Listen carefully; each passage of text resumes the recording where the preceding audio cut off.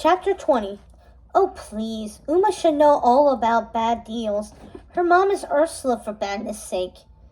Uma swung her sword at Mal with every bit of strength she had.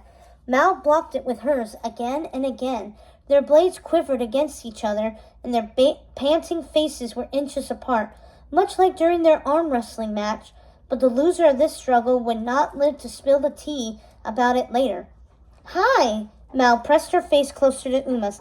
Did you miss me? She smiled. Uma sneered as she struck her sword against Mal's. Chop! Chop! Chop! Come on! Uma roared. Mal and Uma swung swords. Blade hit blade. Their weapons collided in a perfect X, locked there, trembling. Uma grabbed Mal's forearm and pushed her backward, then pushed off her and spun, only to face her again. Uma swung, and Mal stomped on her blade and ground it under her boot, then ran up the steps.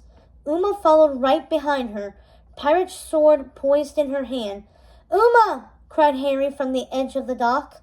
He was dripping wet, holding the hook.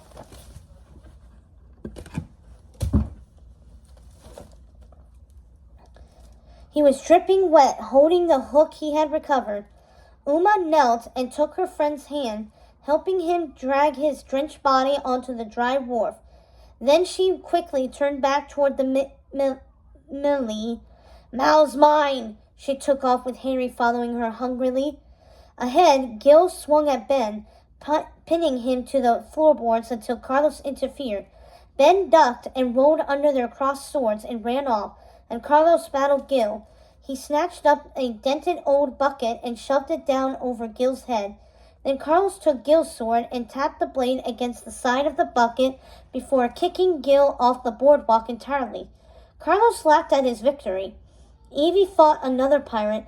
She blocked his sword with hers.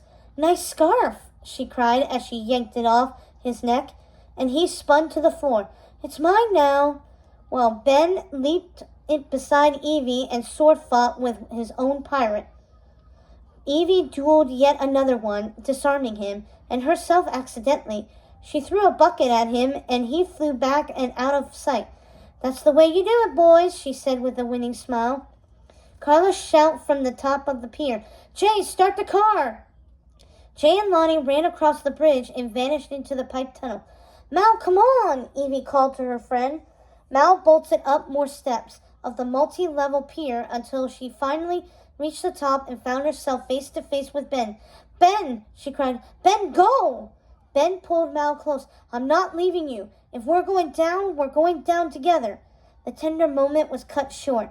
A drenched Harry, wielding his hook, leaped into the platform and swung his sword at Ben, who ducked behind a ladder, grabbed Harry's arm, and held him in place. Then Ben tickled Harry's chin in a mocking way. Coochie, coochie, coo, said Ben. Harry lunged at Ben with his hook, but Ben moved out of the way. Uma and Gil raced up the steps, and Uma charged Mal, grinning maniacally. All her teeth showed.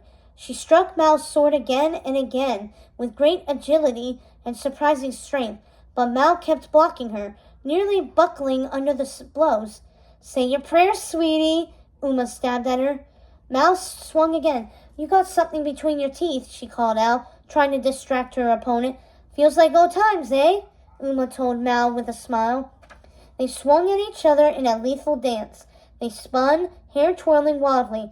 Only this time you lose.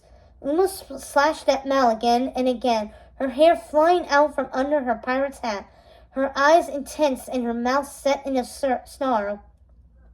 Finally, Uma's sword connected with Mal's leg. Her leather pants ripped. Mal cried out. Uma glared at her and went in for the kill. Meanwhile, Harry charged Ben, about to strike. But it looked like all was lost for Mal and her friends. Just then, Evie chugged a smoke bomb. A purple cloud exploded and all the pirates backed away spluttering. It was just the diversion the friends needed. Let's go, come on! Evie grabbed Ben.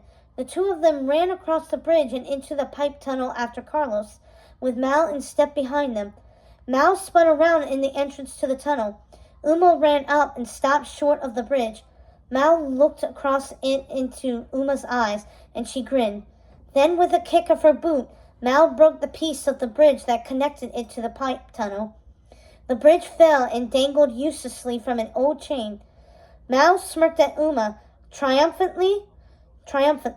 Then Mal walked away, vanishing into the darkness of the tunnel.